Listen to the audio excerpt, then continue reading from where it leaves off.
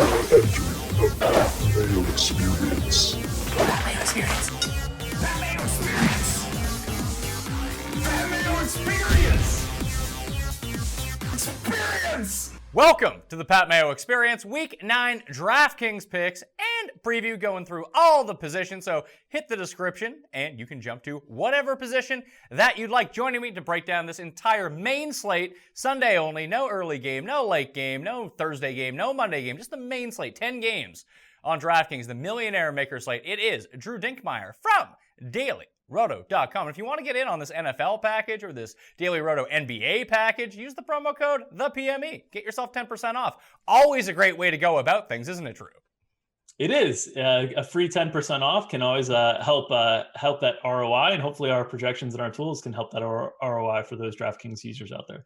So I do want to let everyone know I'm in a quest right now to get to 10 million downloads/listens for the audio podcast. So if you're watching this on YouTube, the DK Live app, please go download the Pat Mayo Experience audio version, whether it's iTunes, Podbean, Stitcher, Google Play, Spotify, wherever you listen to your podcast. Subscribe and download to the Pat Mayo Experience. And you don't even need to listen to it. Just download it. Set it to auto download. Once it's downloaded, you can delete it for all I care. I just need that download. We got to get to 10 million downloads for the year. I would absolutely appreciate that. Plus, it allows me to bring you great guests and free content the entire time. For the video version, though, please smash the like button. That's step one. Step two, leave your DraftKings handle in the comment section and let me know which quarterback you think is going to score the most points per dollar this week on the DraftKings main slate. And then boom, you're in a draw for 20 DK bucks. I'll announce the winner live on Monday show, 10 a.m. Eastern time on the DraftKings YouTube channel. Don't forget, I'll be live 10 a.m. Sunday morning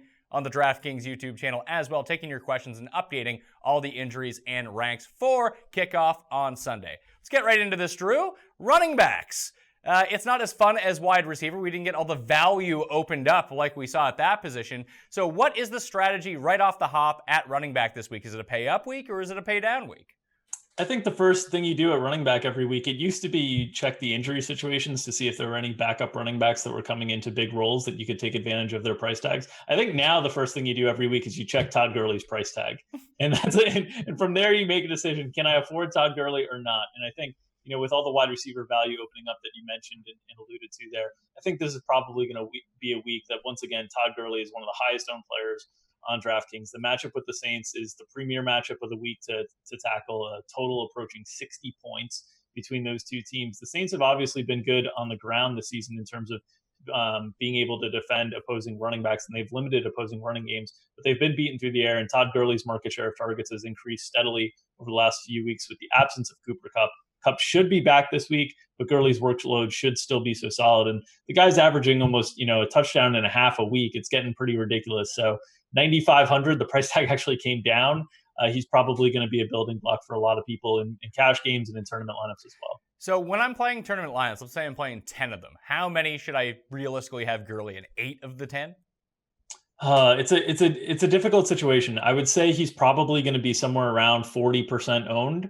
So you need to make a decision there. And I think the decision is either you're playing him in like 2 or you're playing him in like 6, 7, 8. And that's basically a decision whether you want to be overweight or underweight. And that decision really comes down to how good you feel about other expensive players. It's not as much about how you feel about him. It's can you find enough other expensive players that can replicate his production at a much lower ownership. And I think there's actually quite a few this week that you can do that with. At the wide receiver position, we get like Julio Jones back. You've got Adam Thielen. So there are definitely ways that you can go about that. So my early lean early in the week would be to try to go underweight and to try to attack some of the higher end passing game options, because you'll naturally get different roster builds as everybody's going to look to value at the wide receiver position after all these trades. So when we go and scroll through all the salaries, obviously Gurley comes in at number 1. Melvin Gordon may be back. He's number 2 at $8,200. We have no word on whether he's going to play or not yet. We haven't seen the injury updates on how his hamstring status is going. Then it's like Christian McCaffrey, Kareem Hunt. Alvin Kamara is down to $7,300. Connor's at $72 against Baltimore. Bad matchup, but still James Conner gets involved in the passing game. And then at the $6,000 level, it's Cohen and Adrian Peterson. That's it. So if you don't go with Todd Gurley, like where else do you go in this range? Because I'm just looking at Kareem Hunt and being like, how does this go wrong? But I know it will go wrong because I so rarely use Kareem Hunt because I'm like, oh, this is the week where he doesn't score a touchdown. Then all of a sudden he's great. Yeah, that's the tricky thing about potentially fading Todd Gurley. And that's why the ownership is going to get so incredibly high this week, is the fact that there just aren't a lot of alternatives. I think Christian McCaffrey will be the first alternative that people look to. The market share of targets has declined as Greg Olsen has come back, but the matchup with Tampa Bay's defense, who's just giving up 30 plus points seemingly every week and losing key defenders seemingly every week. It's been, Gerald McCoy and Quan Alexander the last few weeks, and then Vita Vea, they lost last week due to an injury. So they're just really, really banged up, and I think Carolina's running game is going to be the next place to attack after Gurley. So do you think that Kamara will go criminally under-owned because of the price tag, because of the split that he's seen with that awful Mark Ingram since he's returned? Like, this is a game, you talk about the total, it's almost approaching 60. It's that game and it's the Tampa-Carolina game that are the two really high totals on the slate. So if you're going to game stack, is there a way that you can figure out to get Gurley and Kamara in a lineup just to... If Gurley's going to be 40% owned, I doubt Kamara cracks like 12%. Like, no one wants to play this guy. Michael Thomas is kind of the same way too, but people might gravitate more towards him thinking, hey, if the Saints are trailing, they'll have to pass, therefore you use Michael Thomas. Kamara might be the guy that benefits the most from this. I actually think it's going to be the opposite between Kamara and Thomas this week. I think Kamara's performance against the Vikings, where he scored 2 touchdowns, is going to get people back on that train where the price tag is a little bit lower this week. And the fact that the wide receiver pool is so much deeper due to the trades, opening up a lot of value, and the running back pool is so thin. So I think Kamara is going to garner ownership. I think he will be a popular play on the Saints side, where they're starting to spread things out more. These Taysom Hill, like Wildcat type packages, are really kind of screwing things up in terms of a concentrated market share that we saw early in the season for both Kamara and Michael Thomas. I mean, obviously Ingram is a big part of it, but the Taysom Hill stuff is also an issue. I think he's going to be owned. I think he should be owned. I think he's the best part to target because I think he's at a thinner position than Michael Thomas, and I think he's also the better way to attack in terms of getting him in space. Him and Michael Thomas should be the two highest owned Saints from that game. I would definitely take them ahead of Mark Ingram. Yeah, I was thinking like Traquan Smith might be a reasonable play as well with the amount of snaps that he's playing on the outside. If they do have to pass, that's sort of the cheaper alternative. And then you get that big play potential. And I don't think as many people will be on him because Courtland Sutton's such a value that you have to take him. And he's going to be owned at a ridiculous clip this week. But at the running backs, like you have like Cohen, he's a bit pricey at 62 for the workload that he gets. He has to break a big one. But like Adrian Peterson is $6,000. I don't know if you like him or not, but I'm still concerned that Chris Thompson may or may not be limited. He may not even play. Like they're saying that's a pain threshold thing for him with this rib injury. He kind of played last week, but not much. And Washington seems super committed to giving Adrian Peterson the ball like 25 times a game. And he gets Atlanta. That's pretty good. Yeah, it's generally been a great matchup for running backs, and especially running backs in the passing game. So immediately you think of Chris Thompson. You don't think of Adrian Peterson, but the injury to Chris Thompson is limiting some of his ability on the playing field. I just don't like this price tag, and I think the ownership will be there after the big game last week against the Giants. So I probably won't have a ton of Adrian Peterson. Cohen is okay because you can get there with like 6-7 catches, and you don't need a ton. But the guy that I'm looking at even a little bit lower than this is Kenyon Drake, who has been consistently involved in the passing game, has had a little bit more rush opportunity inside the red zone of late, and has this mid-tier price tag at the 5,300 range, where I think a lot of people are either going to pay up at running back or go really cheap at running back. I think the mid-tier is kind of going to get lost in the shuffle. And Kenyon Drake, and then if Dalvin Cook sits again, Latavius Murray against a Detroit team that's been run all over, I think those two guys in the mid-tier could come in with like lower ownership this week and be potentially contrarian pivots and GPPs. Well, that's crazy because like when I first looked at the pricing to begin the week, I saw Latavius Murray. I don't expect Dalvin Cook to be back for like another week or potentially two. I think they said week 11 was a more reasonable timetable for his return, that at his price point with the usage that he gets, all the goal line work, and he's even being used in the receiving game just a tad. Murray seems like the smash play of the week. I'm interested to see if people take that up. I mean, obviously he was involved more in the passing game last week and gets all those red zone looks all the time, but he hasn't been owned a lot at this price tag in good spots before. I think there's another good spot. They're a home favorite. They've got an implied total of 27. But it'll be interesting to see where ownership comes in. If he's high owned, I probably will take an underweight position on him because he's the type of back that can bust. We saw that game against Buffalo where they just got away from the run altogether. And Minnesota, because their receiving core is so strong, you can have that happen. But if he's like modestly owned, like 10 to 15, I'm going to play a lot of them because I think it's a really, really good matchup with Detroit. They just keep struggling against the run. Now, maybe Damon Snacks Harrison will improve that. I mean, he was kind of a key cog with the Giants. but we'll have to see. Last week it really didn't have a huge impact with Chris Carson still being able to run up and down the field. It did impact in the sense that the Seattle scored more passing touchdowns. But Latavius at 5,100, I didn't think was going to be super chalky when I first thought through the slate. But as you talk about it and you talk about kind of the performance last week, the price tags, maybe it will be. So Phillip Lindsay is right there. Lamar Miller is on the other side of the ball. Houston has a very good run defense and funnels a lot to the pass, but we saw a split last week, and this is assuming Royce Freeman is out. We don't have an official word on that yet. We're just talking about this like he is out. So let's pretend that's the case right now. Booker got so involved last week. He didn't get as involved in the passing game as I assumed he would because that's sort of his role, but he ended up with like 10 carries on the ground. He got to 100 yards. It was a fantastic matchup. That's why everyone played Phillip Lindsay. But do you want to go back to him in this spot at the elevated price against this Houston team, which is quite good against the run, when there are better options seemingly with matchups, similar volume, maybe better volume that are like $500, $600 cheaper? Yeah, I ended up passing up on Phillip Lindsay last week in terms of my ownership. I had a lot more Kerryon Johnson simply because I thought Kerryon Johnson's role was more secure with Theo Riddick out. And we saw those concerns kind of play out. The difference was Denver just ran so many plays that they were able to still get, Lindsay 20 touches and Booker 10 to 15 touches. If their plays get limited at all by Houston being able to control the ball, that's a concern for Lindsay. That being said, the price tag didn't move. So it's still a good play at the price tag because I think you're getting 15 to 18 touches and like 3 to 4 in the passing game. And that's enough to pay off that tag. In GPPs, it'll come down to where the ownership is. If he's going to be really heavily owned because he just paid off this performance, it's worth considering taking an underweight position on simply because we know Booker is going to be used. We saw it last week. Lindsay's only, he's 5'8", 5'9", 190 pounds. They don't want this guy running the ball 25 times. They're going to spread some of that workload with Booker. So this, again, will come down to how chalky. If he's like 30+% like he was last week, I would probably take a strong underweight position on that. So you like Drake down just below him, and sandwiched right in between Latavius and Drake is Lamar Miller, who no one can ever seem to get right. But he's put together two good weeks in a row, and this is one of his best matchups he's going to get all year against Denver in that bad run defense. Yeah, they've been run on all over, and I don't know. I'm still hesitant. Like, road matchup in Denver, they've played well at home historically, both defensively, and even this year they've played a little bit better at home. So I'm probably not on Lamar Miller after the two big games.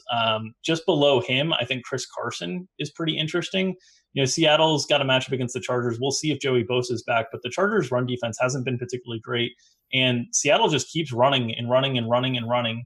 And Chris Carson's getting, 15 to 20 touches pretty much every week, week in and week out. So I think at 4,700, Chris Carson is a guy that people were on a few weeks ago and seemed to gain a lot of steam at the same price tag.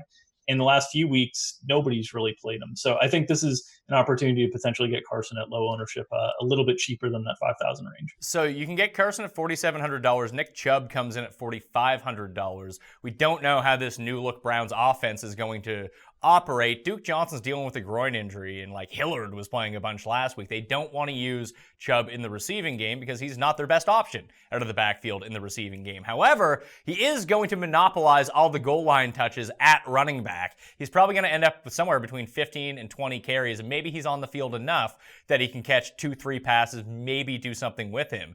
The price tag seems too low for him in a matchup where we talked about the two high-scoring games. This is the only other matchup that is above 50 in terms of point total. Now, a lot of that is the implied total of the Chiefs, not the Browns, but they're at home. I know home dogs, not a great look for Nick Chubb, but the price seems pretty spicy. Yeah, 4,500 is really cheap. I think this is very similar to the situation where he came into fantasy relevance after they traded Carlos Hyde when he was like 3,400 against Tampa Bay, where, Tampa Bay was a team that you figured they might play from behind, but because Tampa Bay could score so much, you might get into a little bit of a shootout opportunity. And it took Chubb a while to kind of grind his way there, finally found the end zone late. I think it's a similar play this week with a little bit more guaranteed rushing volume simply because that injury to Duke Johnson. I think you're going to see less of a carry split. Not that there was much of one to start, but I just think they can't afford to give anyone else touches but Chubb. And then Johnson's ability in the receiving game will ultimately dictate how much Chubb is utilized there. But we did see a few targets last week. If he can catch two balls for 4,500, like 2 for 15 receiving, he should have enough of a rushing floor to be a really, really good play. And we've seen that Chiefs run defense get run all over all season long. They've struggled to stop the running game.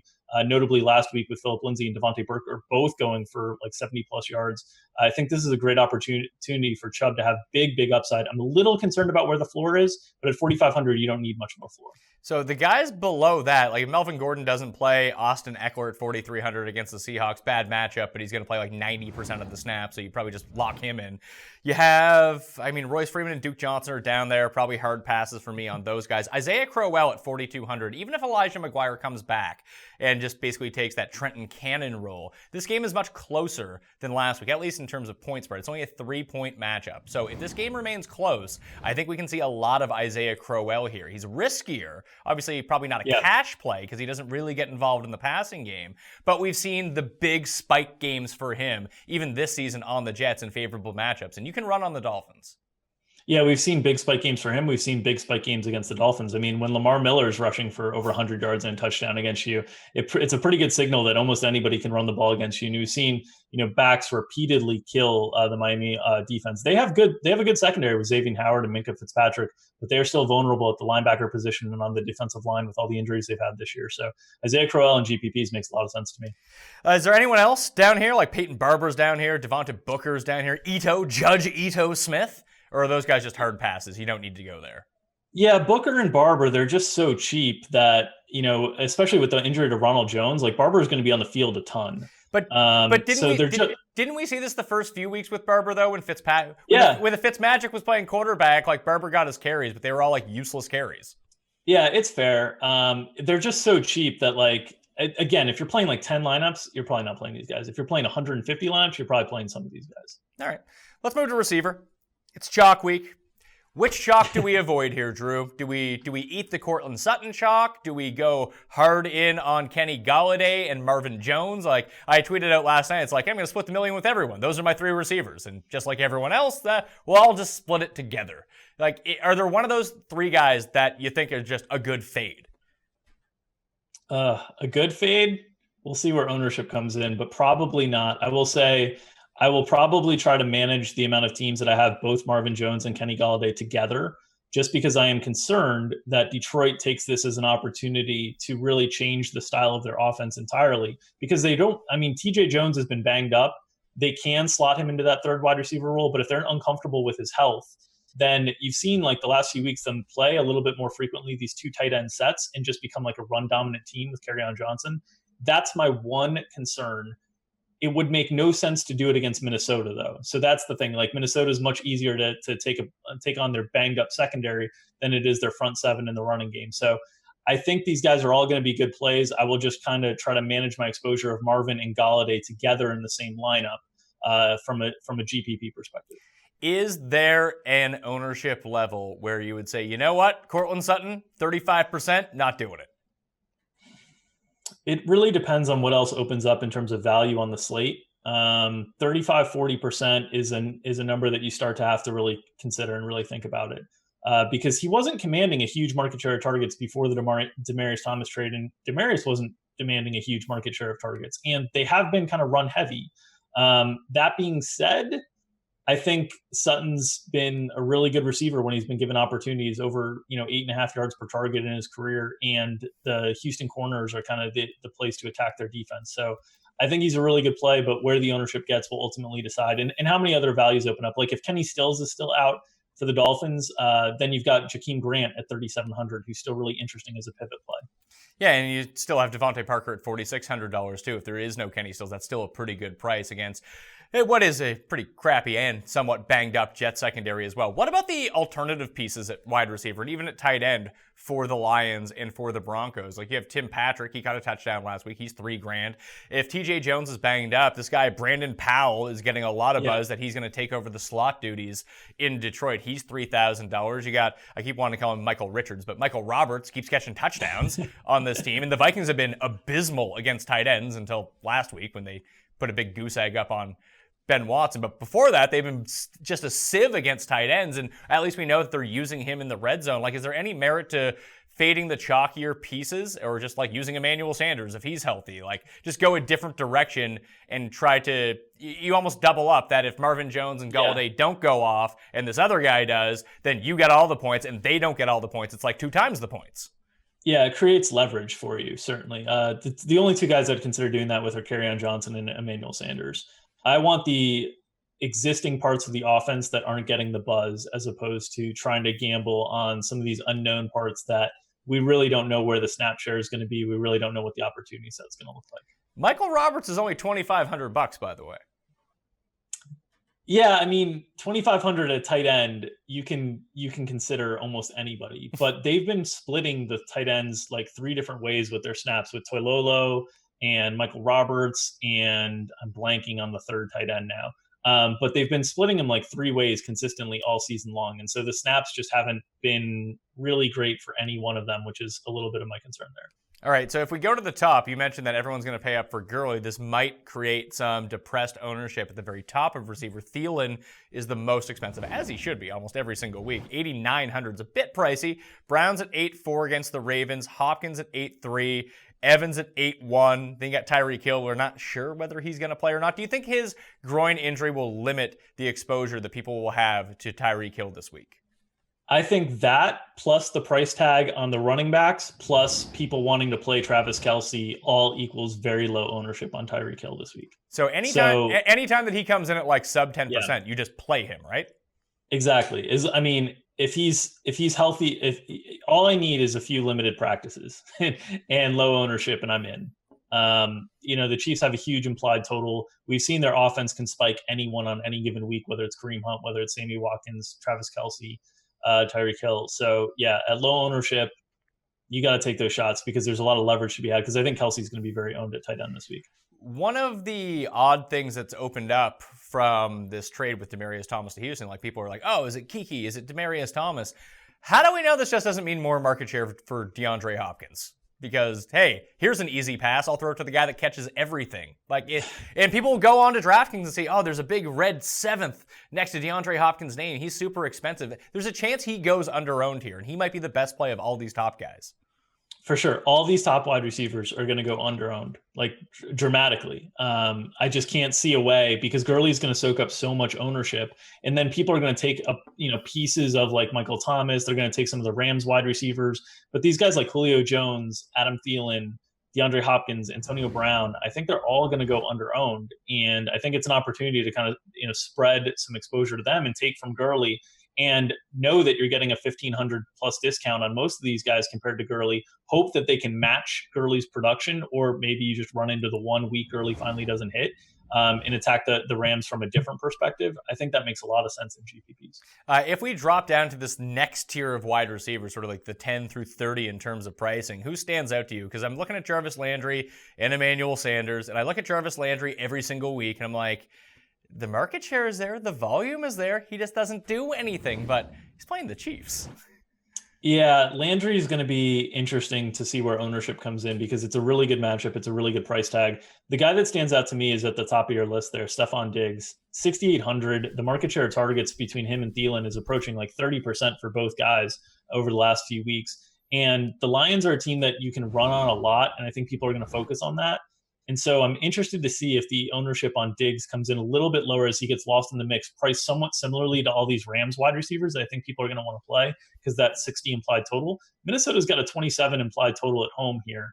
And Thielen is $2K more expensive than Diggs. So I think this is an interesting spot for Stephon Diggs to carry over some of the great performance we saw against the Saints in primetime. Do you have any particular take on the Rams receivers, which one to play? Because Cooper Kupp may return this week. That if he does end up playing, would it be him that you would go to, knowing that people will not trust him coming off an injury? Yeah, I'm still. It's a good price tag too. 6,000 really allows you a lot of flexibility to be able to build. So I like Cooper Kupp in GPPs. I still like Robert Woods quite a bit. Cooks just gets all the air yards in the world, but he seems to just draw so many penalties that they don't really always convert into actual production. But I think in GPPs, the way to play this week, I think in GPPs is probably to try to be underweight Gurley a little bit, because it's going to be just such massive ownership, and take off in some of the receivers if you're going to attack the Rams. I think that's the better way to approach GPPs, just because I think it's going to lead you to more unique builds. Well, you have both of the Lions receivers there. I expect both of them to be fairly popular. Probably Marvin Jones more than Kenny Golladay, just based on what we've seen the past 2 weeks, and Galladay's just been an absolute zero. But Devin Funchess is right there at the exact same price, and probably the best matchup of the week. Yeah, Funches and DJ Moore, I think, are going to get lost in the shuffle a little bit. DJ Moore really saw a huge spike in snap share last week and opportunity set. They were running end arounds for him as well with Torrey Smith out. I think that's the normal kind of pattern of development for a rookie wide receiver, a first round rookie wide receiver, is that early in the season, it just takes a little while to kind of get going and work yourself into those snaps. And once you start getting that opportunity late in the season, you start to shine. So both DJ Moore and Devin Funchess, especially stacking them up with Cam, I think Cam's one of the best quarterback plays on the week.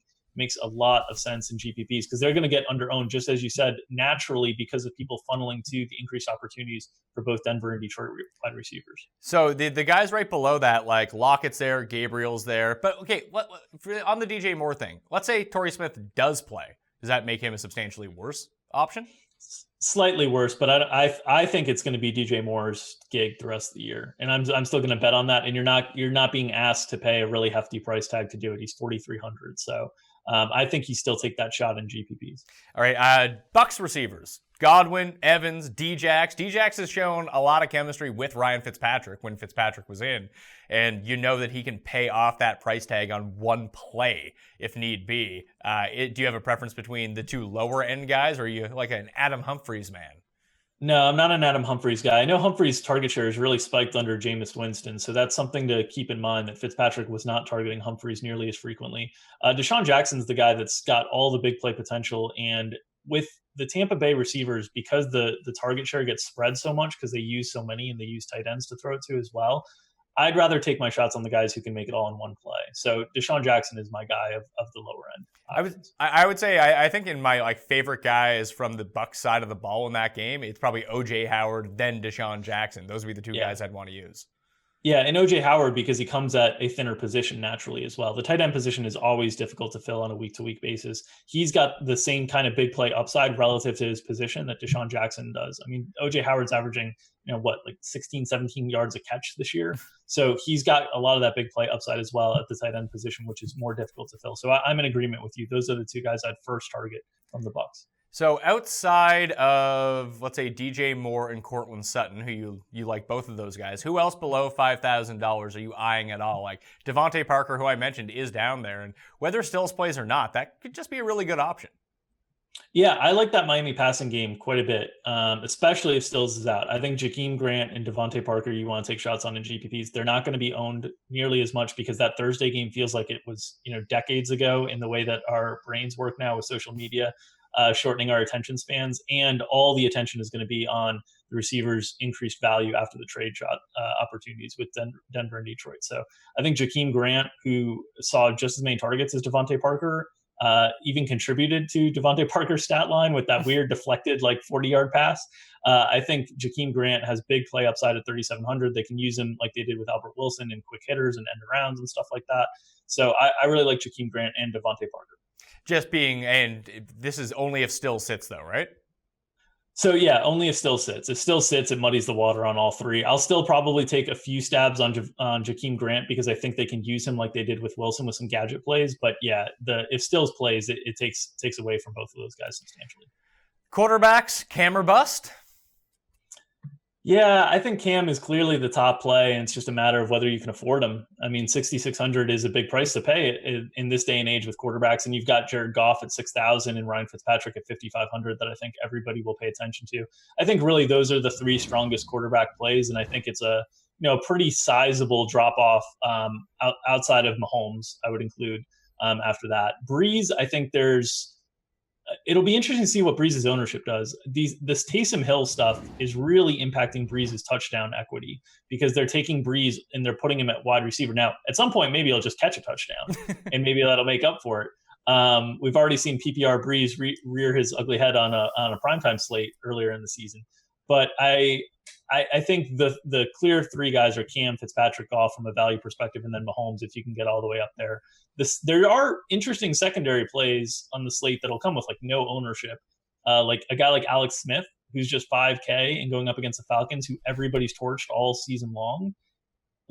Nobody's going to play Alex Smith, and that's an interesting one if you want to play Alex Smith, and you don't even have to stack him because he spreads it around so much, and then play just a bunch of high-end skill players. I think that'll be a way to be unique within early builds. Is Nathan Peterman at $4,000 Stop it. the cheapest Stop quarterback right you've ever seen? Yes, and still presents negative value. Yes, he is a -2 value in our projections. We project him for 9 DraftKings points. That seems like it's so bad. That's pretty lofty. I'm not going to 9. It's 9. That's all we projected for. It's so bad. I mean, he's gonna break every model that anybody's ever come up with. And people talk about Mahomes being like a model breaker. Peterman's a model breaker because like the sheer percentage of passes that he's thrown that have been interceptions are very difficult to regress down. So here's the thing, and I don't know if your model factored this in at all. Cust has planted a flag saying Peterman's gonna have a good week. I feel much better about our Nathan Peterman projection now after hearing that. As you should.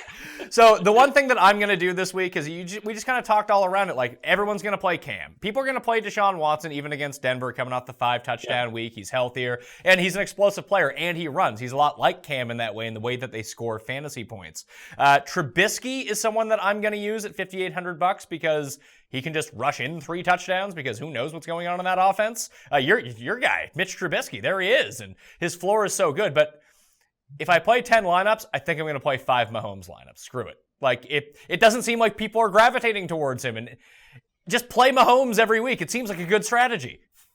Yeah, I mean they just score so frequently, and he's got rushing equity as well. He almost always gets the 300-yard bonus. I do think you want to pay attention to Tyreek Hill's health. Just because I think if Tyreek Hill was like unable to play altogether, that's a whole different dynamic for their offense because he just opens up so much space in terms of how defenses have to defend. So that's the one caveat that I'd give this early in the week is just pay attention to Tyreek Hill's health. But as long as they're all healthy, taking shots on Mahomes and GPPs makes a lot of sense because people have been programmed to pay down at quarterback. That's the way to play DraftKings the last few years. This year, the pricing has been generally pretty soft. As we saw, Todd Gurley, his price tag keeps coming down, even though the performances get better. And so as a result, you can afford to pay up in GPPs at the quarterback spot. And I think you could play naked Patrick Mahomes, whether Hill plays or not. Like, you probably want to have Hill in there because he's the game breaker on the slate, that he can go off for the 200 yards and 3 touchdowns. But even if he sits, like, you always get into that circumstance where, hey, it's a passing touchdown to Damian Williams, or, hey, all of a sudden there's Demetrius Harris. He's catching touchdowns. Chris Conley is catching touchdowns. Oh, there's, Sammy Watkins had 1 catch for 45 yards and a touchdown, but every funnel is just through Patrick Mahomes, that even though he's not rushing in at the same clip as someone like Cam is, or getting the rushing yards that Mitch Trubisky is, that I think just on his own, he's a pretty good island play as well. So the only thing that I'd say to that is generally the more expensive the quarterback, the more you either need the rushing to lend to the upside, or then you need a lot of touchdowns. And when you need a lot of touchdowns, it's unlikely that even if he throws like 4 or 5, that somebody doesn't catch 1 and have a big day relative to their price as well. So like he can spread it around a lot, but if he throws 4 to like pay off his price tag, it's unlikely that they're to like Anthony Sherman and Demetrius Harris and Chris Conley, and then 1 to Sammy Watkins, and and nobody has great yardage. So I'd probably at least stack him with 1 in a tournament, unless you really think he can get there with like, multiple rushing touchdowns, which is why Cam is just always a different conversation than all the other quarterbacks. Tight ends, Kelsey is $6,600. The next closest is Jordan Reed at $4,800. Are people going to make Kelsey work here? Yeah, I think so. And that's why I think the high-end wide receivers are going to be so under-owned this week, is because I think people are going to start their lineups with Gurley, Kelsey, and try to figure it out from there. And there's enough value at wide receiver to do it. So I think the high-end wide receivers all come in really, really under-owned. And really, honestly, we've seen this the last few weeks. Like I took a complete 0 from CJ Uzomah in cash games last week. And probably still cashed. Yeah, I was borderline. I was like fringe. I needed that 5-yard bonus from Jared Goff. I needed that badly. But it's a situation where at the tight end position, just week to week, the variance at the position and the floor at the position is really, really low for some of these options. Even like the David Njoku's, the Austin Hoopers, the CJ Uzomahs, these guys that we feel okay about, we feel pretty good about the matchup. Some weeks there's going to be zeros. There's never going to be a 0 with Travis Kelce. And there's rarely going to be less than 10 with Travis Kelce. He just has such a great floor. And on this slate, I think he has a really great ceiling too against a Cleveland team that historically has struggled against the tight end position. So I think it's a really, really good spot for Travis Kelce. And I think he and Gurley are going to be two of the higher owned players because their position is also relatively thin. I mean, the wide receiver position is really deep this week. Running back and tight end are really thin. So I think people are going to prioritize the studs. On my strategy of maybe Mahomes just goes to a bunch of different options this week, I feel far more comfortable fading Travis Kelce completely than even having an underweight position on Gurley as it works out. And I know the discrepancy between the top end of both positions is much wider at tight end when you drop from Kelce to Reed than you do from Gurley to Gordon. But I think that there's capable options that are just so cheap at tight end that I'll just try to mine some points from there and be able to load up maybe on some of those top receivers and get the leverage that way. Like I like Greg Olsen. Greg Olsen's fine. Njoku's fine for me, but like even they're a bit pricey. I mentioned OJ Howard. I like him. I keep playing Chris Herndon the fourth every week, and every week it kind of works. And now he gets the Dolphins. Like that seems like a great situation to be in. He's what? $3,000. I mentioned Michael Roberts. He's $2,500. I'll take a stab at that loser. Like that's what I'm doing at tight end this week. Yeah, I think you can do that. I do think the ownership gap between Kelce and Gurley will still be wide. So I expect Gurley will probably be close to 40% owned. And I think Kelce, even though he'll be the highest tight end, I think it'll be more like 20-25%. So you have to kind of think through that in terms of, what underweights you can do and at what levels. And so just because Gurley's higher owned, I think you have more room to be underweight him than a guy like Kelce. But yeah, if Kelce just gives you like the standard 6 for 70 line, that's not going to beat you at 6,600. And a lot of tight ends, because the variance of the position is what it is, you can kind of get by without a really high end performance winning the tight end position if they're cheap enough. So that's where a guy like Chris Herndon last week was good enough to basically win the position outside until OJ Howard hit late, because he was 2,800 and he caught a touchdown, and everybody else at the position was failing. Yeah, like I used Ed Dixon at 2,500 last week. Like, he had 2 catches for 50 yards and a touchdown. It's like, good enough. Let's move on to next week. I got what I needed. And like even when I look at Kelce, like I think the big difference, although the ownership gap might be there, the floor gap is not quite the same. Like Kelce, definitely not. Kelce's been good. Like really good and super consistent throughout the course. Like week 1, 1.6 points, throw that out. The next week he had 32.9 points against the Steelers, the 109 2 touchdowns. Let's throw that out too and look at from week 3 to now. He's averaging like 15 DraftKings points a week, 16 DraftKings points a week, which is fantastic. But I can skate by with 12 points at a tight end if it means, I don't have to pay up for Travis Kelce and try to allocate that salary elsewhere to lower owned Tyreek Hills or Michael Thomas's or whoever. I think that's the better move. That is 100% accurate, that Kelce's floor relative to his price tag is lower than Gurley's floor relative to his price tag.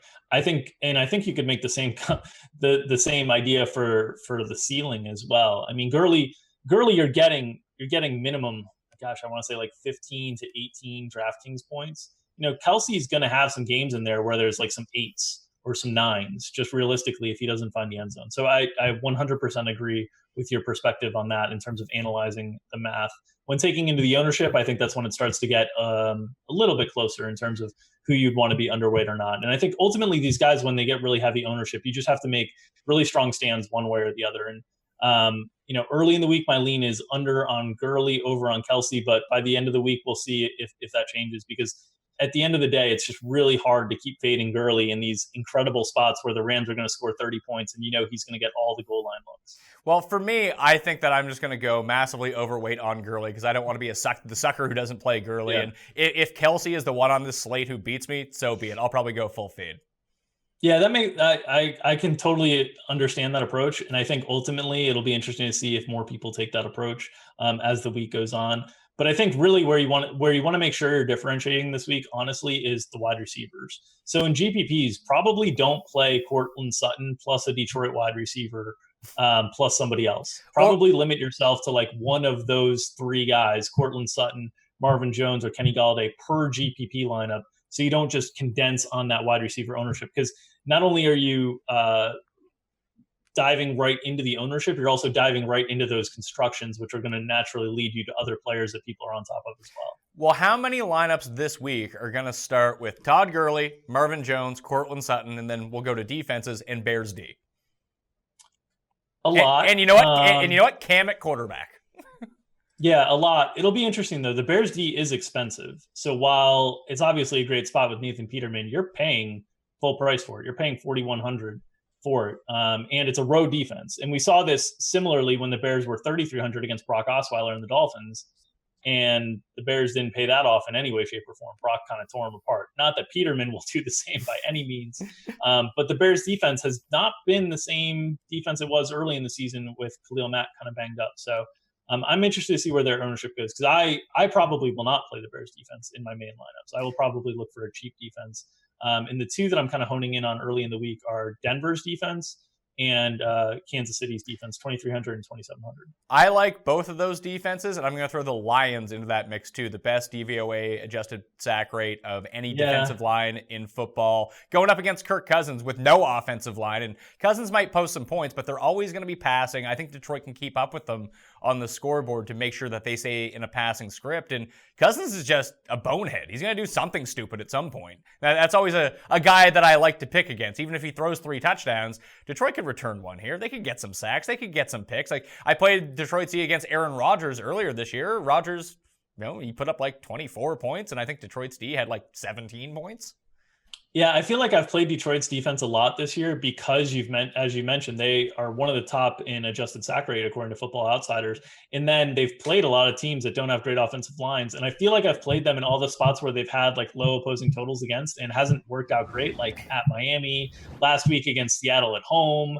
And it's been frustrating, but then they come through in those weeks that they're playing against like other high-end offenses, like you mentioned the Green Bay week. So we'll see if they can do it again this week. But I do like taking advantage of them because they are a team that generates a lot of pass rush. And generally, the thing that's the most predictive in terms of defensive statistics is sacks. So if you can take cheap teams that rush the passer well, long term, that is a positive strategy in terms of generating results. And the Lions have seemingly fit that almost every week of the season. And a great thing, too, for that Chiefs defense call, Justin Houston's actually practicing today. He might play this week.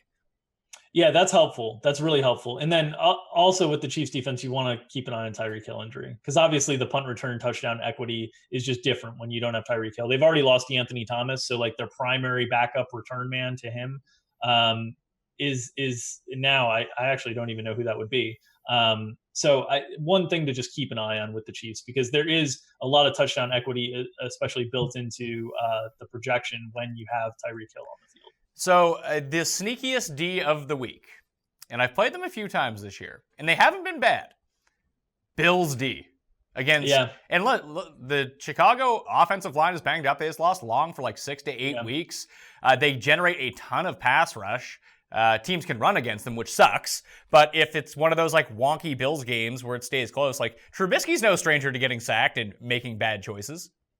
Yeah, this is as a Bears fan, this is actually a pretty scary game. I felt similarly going into Miami, where you've got the backup quarterback situation. Maybe that has some sort of psychological effect where the team kind of loses a little bit of intensity and assumes they're going to kind of walk right over this team.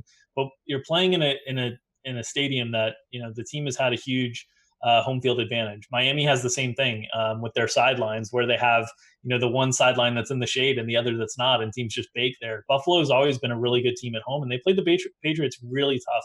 The final score of that game was not reflective of how close that game was all the way through. So Bills defense is one that can generate a lot of pressure. The Bears offensive line is undergoing changes, losing Kyle Long. I can see that one for sure. I also we'll see if Joey Bosa gets back, and Seattle's run the ball so much this year that it's hard to get sack opportunities on Russell Wilson. But the Chargers at 2,300 are also pretty interesting to me. Well, it doesn't look like Bosa's going to be back, and just the amount that Seattle is running the ball, unless they get out of their preferred script, that they're just not going to have the opportunity to generate those points. Like for me, the Bills thing was kind of like a larf. If I play 10 lineups, I might play them in 1 or 2. But I like the Lions for cheap. I like the two that you mentioned, Denver and Kansas City, towards like that middle tier. But I really like Houston as well. Just anytime you get pass rush on Case Keenum, sounds like a great play.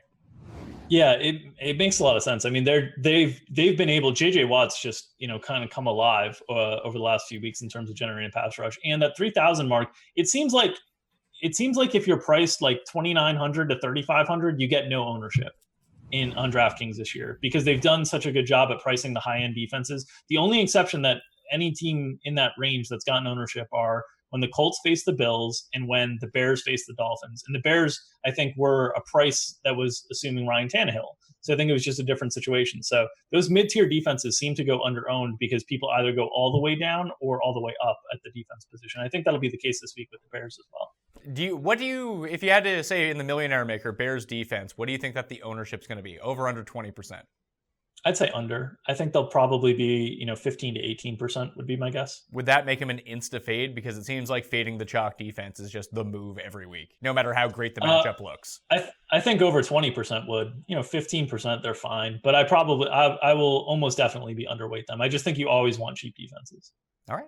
Let's talk stacks to finally close this out. You mentioned the big ones of the week in terms of game totals. The Rams-Saints game, for the main slate at least, because that Packers-New England game is just a mess in terms of points on the showdown slate. Just follow Drewby for that, because we're all playing for second when Drewby's around in these showdown slates, aren't we? He's had an unbelievable season with the showdown slates, and obviously a lot of it is just running good in general. But yeah, he's basically made his whole NFL season on these freaking showdown slates, and it's driving me insane. Because you're not getting in on it with him?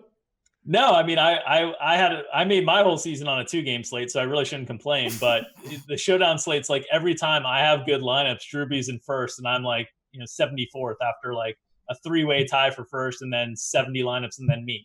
And so I'm like 1 point away or 1 catch away. Last week, I was in second until 2 Latavius Murray checkdowns, and then I finished like 100. The showdown sweats are awful because one play you move like 100 spots on the leaderboard almost every play. It's just ridiculous. So Rams and Saints, is there a preferred side of this game to stack, or are there certain pieces? Like, do you like the Rams passing stack, no Gurley, and bring it back with Kamara? Is that a way to get access to this game that many people might not take? Or do you think it's the Gurley, bring it back with like Michael Thomas, Traquan Smith, potentially Drew Brees on the other side?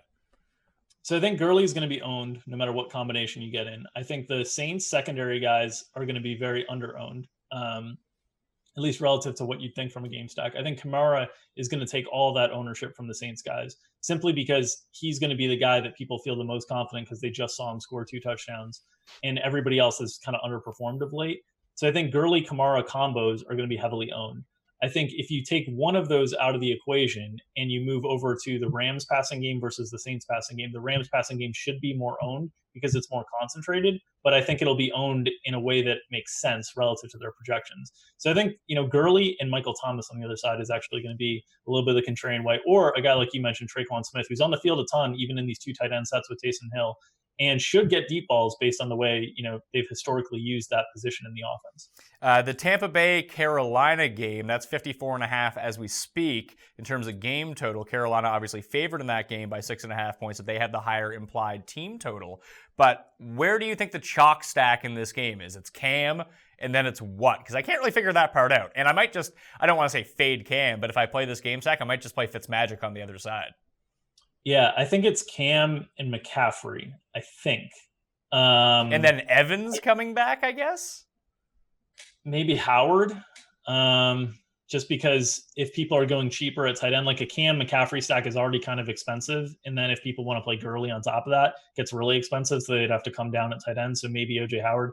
I don't think Funchess will have much ownership. I don't think DJ Moore will have a ton. I think it'll be more owned than Funchess.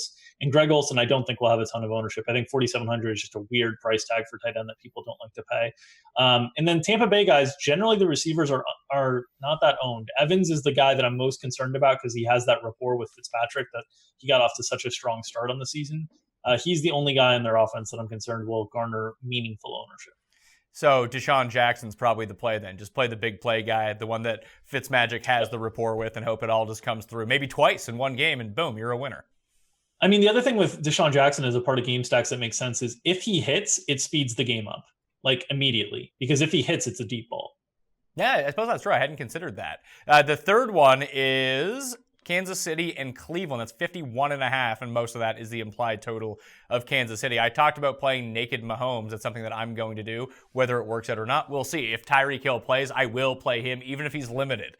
I just want to get access to Tyreek Hill at low ownership. Even at that price tag, I'll just play those two together. I'll probably fade Kelsey. But what are people doing on the other side with the Cleveland team? Like Njoku, are people going to own him coming off a 0 week? Because he's still a pretty good play.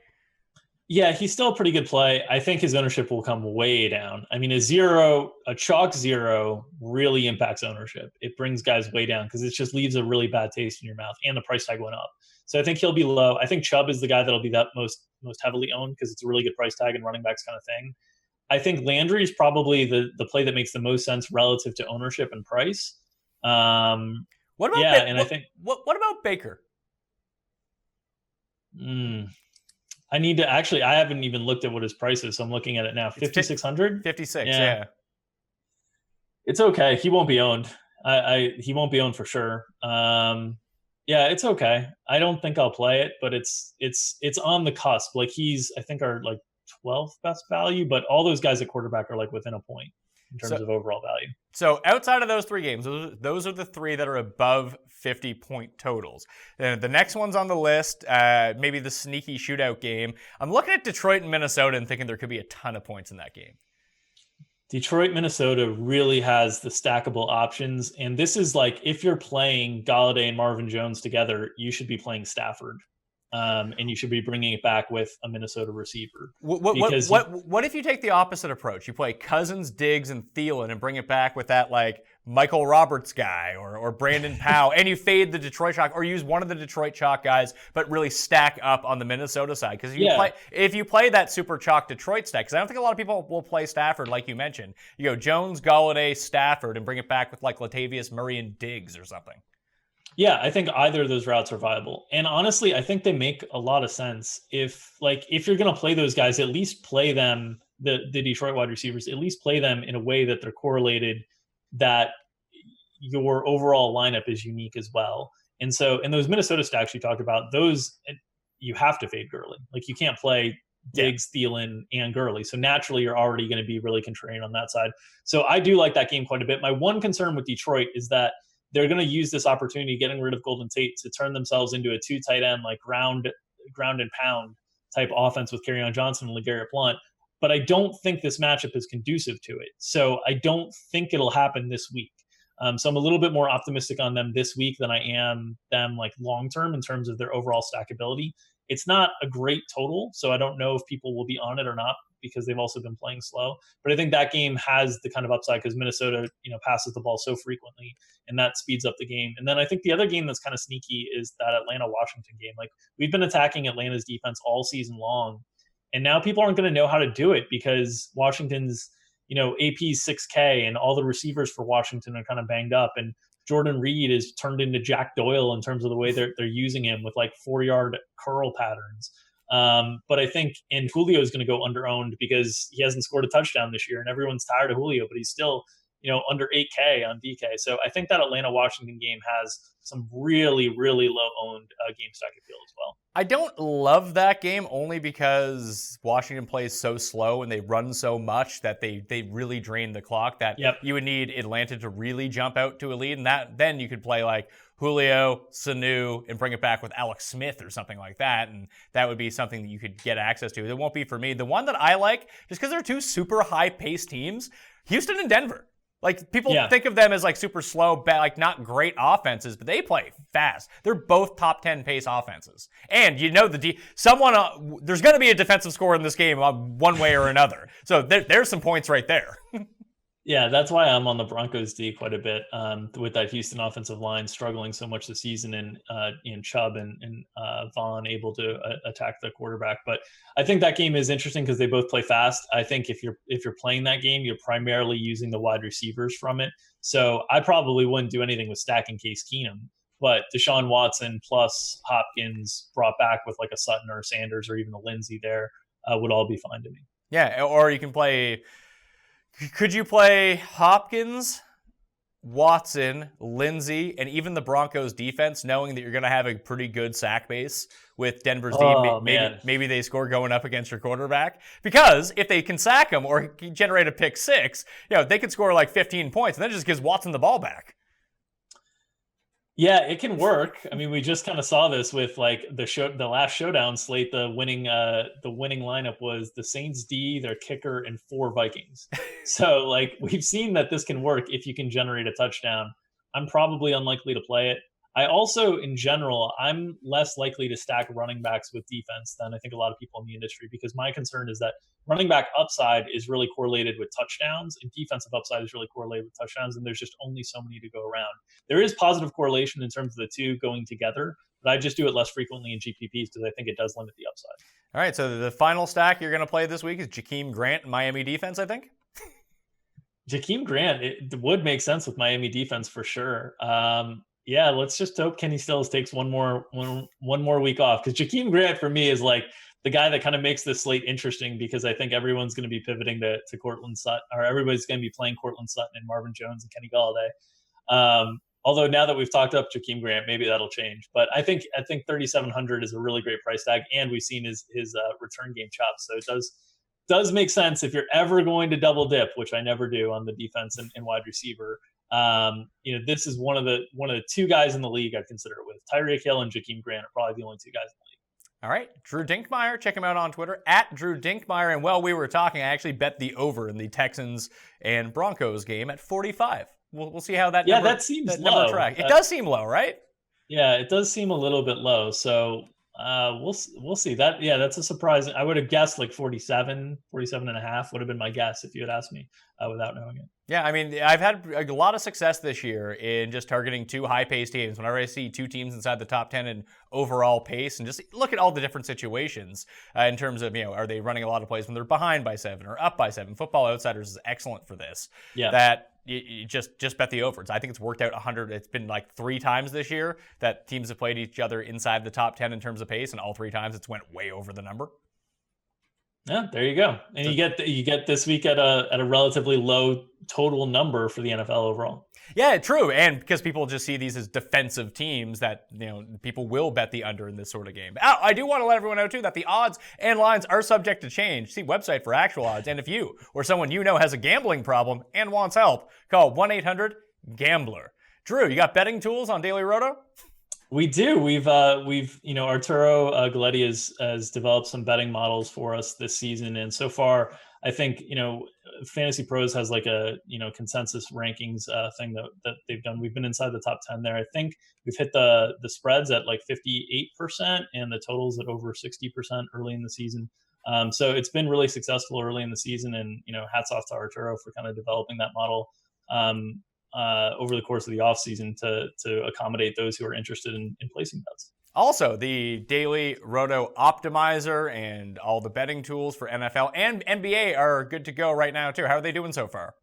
Yeah, things have been going well. We've had a number of subscribers hit early in the season, in the NBA season. That's always nice to get off to a good start. And we've got all of our projections, the optimizers, running along. We've done some of the tutorials on that and kind of how to use it for GPPs through the Pat Mayo Hour before, so people can look back at those and watch those videos. But yeah, everything's kicking along really nicely to start the season for NBA and into the midway of the season for NFL. All right. If you want to get 10% off a Daily Roto package, go to dailyroto.com, enter promo code THEPME, THEPME, boom. Quick 10% off. You might want to get on that. I am a subscriber of Daily Roto, so you should become one too. Why not, right? Also, if you hit the description of this video, along with finding the time codes, all the other shows, you can find the show that Drew, myself, and Mike Leone did entering the season on DraftKings strategy, using a lot of these Daily Roto tools to walk you through the process and how you can use those tools to do your research very efficiently, may I add. It's been saving me a ton of time, Drew. That's good to hear. That's the whole reason that we run the service, right? Is to try to save time for people who are working their normal 9-to-5s out there and don't have all the hours to dedicate to the research that we do. I mean, that's me in a nutshell. No one works more 9-to-5s than me. That's true. I mean, I think you've got enough videos to create a whole job for another person just watching your shows from 9 to 5 on a daily basis. Well, it's my whole thing. If I ever have like a political career later in life, that there's no way that one person could sift through all these shows to find all the stupid things I say. So they'll just be like, screw this. Yeah, just flood the timeline with all your takes and your opinions, and everything gets lost in the shuffle. People can't keep up. That's the move. I mean, that's worked out very well politically, at least over the past 2 years. So might as well keep that rolling. Anyway, I'm Pat Mayo. You can follow me at ThePME, Twitter, Facebook, Instagram. Hit the cheat sheet on Thursday morning for all of my picks for cash and tournament plays. Spread show tomorrow, live show Sunday, live show Monday, and if you want to get into a draw for 20 DK dollars, give the episode a like, leave a DraftKings handle, and I forget what the draw was. Drew, do you remember? Oh, highest scoring quarterback per point. Boom. There you go. Then you're a draw for 20 DK bucks. I'll announce the winner on Monday's show. I'm Pat Mayo. Thank you for watching. Sub to the audio podcast too. I'll see you next time. Pat Mayo Experience! Experience!